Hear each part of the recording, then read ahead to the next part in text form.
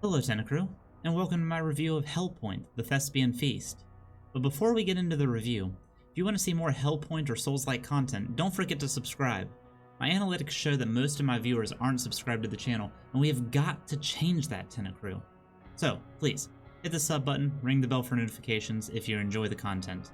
But, let's not waste any more time, and dive into this Lovecraftian space horror.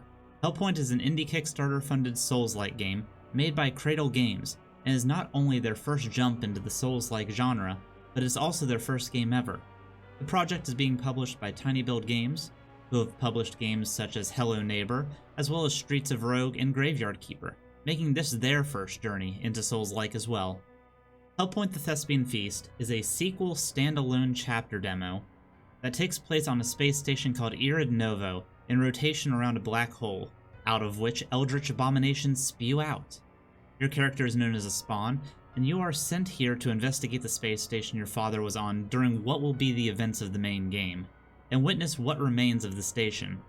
Starting with the sound and atmosphere, this game knows when to shut the f up and let silence be the only soundtrack it needs.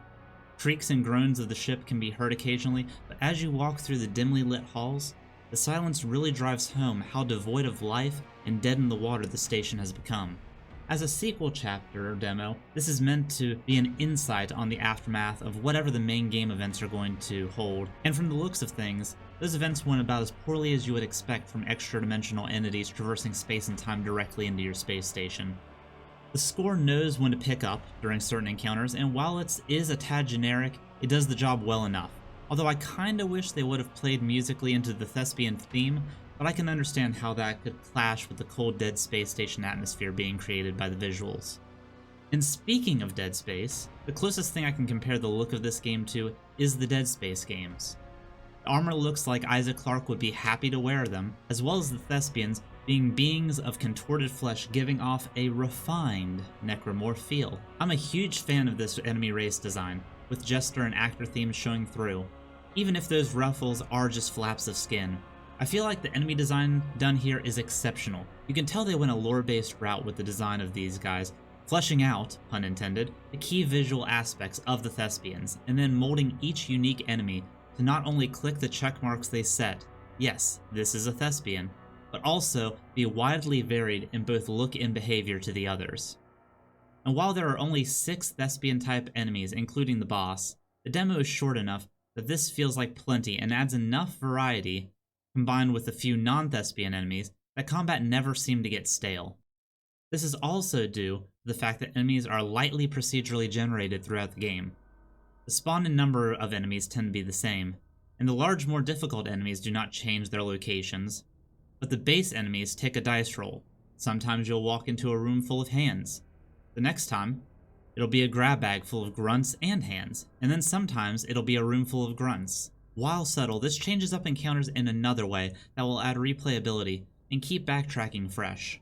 The station as well holds similar comparison to Dead Space, and while it definitely rings home that this is a space station, again, the word generic comes to mind. This is only one area of the station though, and I hope that in the full release, the environments have enough variety to keep my eyes engaged. The room designs, I will say, are unique in layout. From the large bay that you walk into during the intro with the large window showing the black hole, to the central chamber that connects the side areas, to the broken bridge that is near the production office filled with enemies to the brim. And after a while you will recognize landmarks and begin to easily navigate through the station. And luckily for us, this game does not take a linear route with its level design. Almost every area has at least 2 access points that link and weave the inner workings of the ship together flawlessly in a level design that is closer to the original Dark Souls than any other Souls-like that I've seen. As I mentioned before, this game goes out of its way to add different aspects of replayability and keeping backtracking fresh. And this is in part due to the unique time mechanics that this game works with. In the top left portion of your screen, there is a rotating clock-type device. This device works on a real-life hours-based system similar to Animal Crossing, with the dial rotating on an hour rotation. During this rotation, special events will occur. For example, when the hand is between the 2 and 4 o'clock positions, a special horde event will occur in the central chamber, making this area impassable unless you want to enter and fight the horde, which will not only open this path back up to you, but will reward you with unique loot. As well, during these times, enemies will get stronger, dealing more damage and having more health, but will also reward you with higher drop rates of their items and more axions, which is this game's currency and XP resource. Many other secrets are locked not only by this time-based system, but also behind hidden walls and platforming puzzles.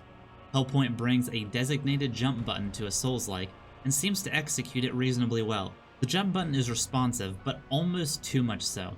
And while having a slight amount of float, the platforms I jumped on I never found were small enough for me to need pinpoint precision. And with time and practice, I think the platforming adds a unique sense of verticality and another option for fighting the legions of alien horrors. And there are plenty of secrets scattered throughout this demo. I counted about 7 myself, so exploration is at an all-time high in this title, so be sure to check every nook, cranny, unique floor pattern, and as a hint to new players, flat plane walls are this game's version of illusionary walls, and can be interacted with for a variety of different goodies to play around with.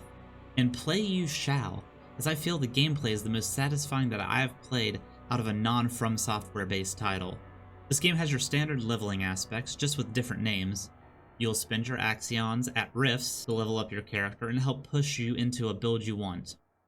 Weapons scale off these stats to varying degrees, and your playstyle will be dependent on these aspects. If you want to snipe people from a range and then smash them with a big weapon when they get in close, there's a build for that.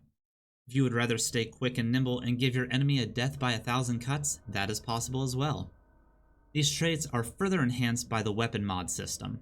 Weapon mods will not only add a special ability that you can utilize, such as doubling your swing speed and halving your stamina cost, or igniting your blade with fire or radiation for a damage over a time effect, but will also change the scaling of your weapons. This is an amazing feature, as these mugs can be plugged in and out at will with no cost to the player, and can make your build variety a lot wider.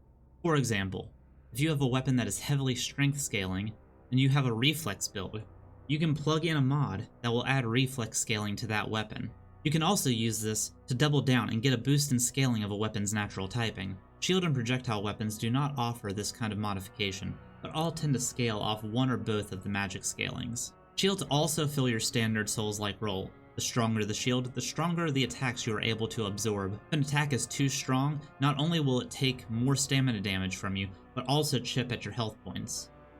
Also, if you time pulling up your shield perfectly with an attack landing on you, you will get a sound cue and the enemy will recoil and be stunned for a second, leaving them open to attack. This system seems less forgiving than previous Souls-likes and doesn't seem to offer a good payoff, so I didn't end up using the shields as much at all, but it's still a very viable playstyle. There's a multitude of weapons in Hellpoint as well, with very few of them sharing movesets or scaling. This wide arrangement of tools of destruction I think will be benefited by proper balancing, as I'm finding faster weapons tend to perform much better than their slower, more powerful siblings.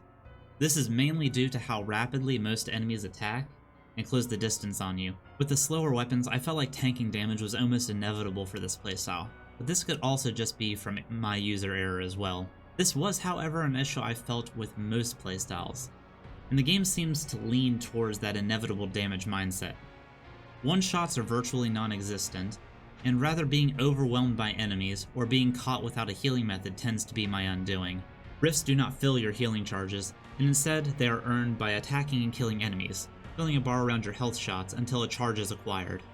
Magic is also recovered in the same way, and weapons all have different rates at which they will recharge these resources, so it may be wise to actually have a farming weapon and then a boss weapon on hand for different situations. Hellpoint: The Thespian Feast is a very competent demo for a Souls-like with a lot of promise. There's a slight lack of polish in some aspects, such as weapon buffs continuing to glow when the weapon is put away for an animation, audio from attacks not coming through, or this strange bug that happened when I got eaten by the big jester enemy. One at a time.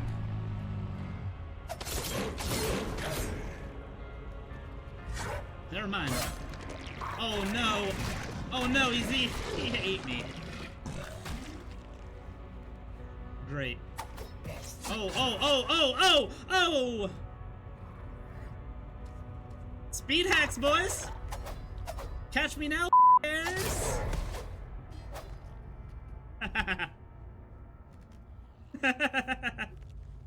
Oh no! Oh, wait, I'm going to the ceiling! And then I died. Other than that, this was the only major bug that I encountered, and the rest are just small aspects that may break some players' immersions, and while they should definitely be addressed and fixed by full release, they don't divert from what Hellpoint excels at, which is fast and exciting Souls-like action and challenge. I will be saving a scoring for the full release of this game, but at the price point of free, I see no reason not to give this atmospheric space Souls a try.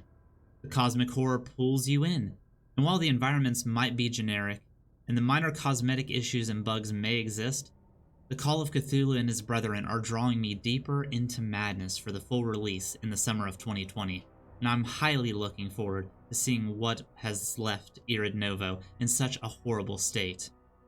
And until then, much love, Tentacrew.